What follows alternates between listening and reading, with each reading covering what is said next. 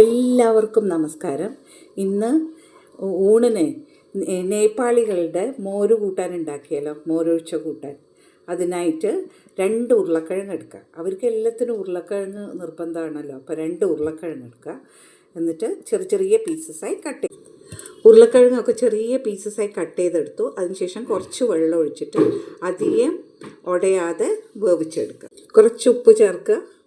കുക്കറിൽ വേവിക്കാതെ സാധാരണ പാനിൽ തന്നെ വെള്ളം ഒഴിച്ചിട്ട് വേവിക്കുക. ഇതിന് ഈ ഒരു കറിക്ക് ചുക്കൗനി എന്നെന്തോ ആണ് പറയുക. എൻ്റെ പ്രൊണൗൺസിയേഷൻ ശരിയാണോ എന്ന് അറിയില്ല. ഇതിനിങ്ങനെയാണ് പറയുക. എന്തായാലും ഇതൊരു മോരൊഴിച്ച കൂട്ടാൻ അത്രയേ ഉള്ളൂ.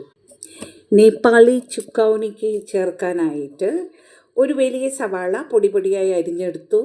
പച്ചമുളക് ചെറുതായിട്ട് അരിഞ്ഞെടുത്തു. 2 പച്ചമുളക് എടുത്തിട്ടുള്ളൂ, ചെറുതായി അരിഞ്ഞെടുത്തു. പിന്നെ കുറച്ച് മല്ലിയില പൊടി പൊടിയായി അരിഞ്ഞെടുത്തു.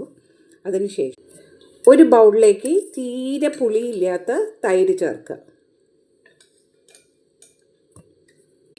ആവശ്യത്തിന് ഉപ്പ് ചേർത്തതിന് ശേഷം നന്നായിട്ട് ഉടച്ചു കൊടുക്കുക. കട്ടയൊക്കെ ഉടച്ചു കൊടുക്കുക. ഫോക്ക് ഉപയോഗിച്ചിട്ട് ഉടച്ചു കൊടുത്താൽ മതി. ഉരുളക്കിഴങ്ങൊക്കെ ഉടയാതെ വേവിച്ചെടുത്തു. അത് ഈ തൈരിലേക്ക് ചേർക്കുക. ഉരുളക്കിഴങ്ങ് ചേർത്തതിന് ശേഷം മിക്സ് ചെയ്യുക. ഉരുളക്കിഴങ്ങ് ചേർത്തതിന് ശേഷം ഇതിലേക്ക് നമുക്ക് ഉള്ളി, പച്ചമുളക്, മല്ലിയില ഒക്കെ ചേർക്കുക. ആവശ്യമുണ്ടെങ്കിൽ കുറച്ചും കൂടി ഉപ്പ് ചേർക്കുക കേട്ടോ. ഇനി അടുത്തതായിട്ട് ഇതിലേക്ക് നല്ലൊരു വറവിട്ട് കഴിഞ്ഞാൽ കറി റെഡിയായി. എണ്ണ നന്നായി ചൂടായി. അതിലേക്ക് കുറച്ച് കസൂരി മേത്തി ചേർക്കുക. പിന്നെ അതിലേക്ക് കുറച്ച് മുളക് പൊടി ചേർക്കുക. ഇതിൽ കടുക് ഞാൻ ഇടുന്നില്ല. പിന്നെ കുറച്ച് മഞ്ഞൾപ്പൊടിയും ചേർക്കുക. ഒന്ന് ചൂടാവട്ടെ. ചൂടായിട്ട് എണ്ണ ഓഫ് ചെയ്തിട്ടുണ്ട് കേട്ടോ, അല്ലെങ്കിൽ കരിഞ്ഞു പോകും. ഇതിൻ്റെ മുകളിലേക്കായിട്ട്, തൈരിൻ്റെ മുകളിലേക്കായിട്ട് ഒഴിക്കുക.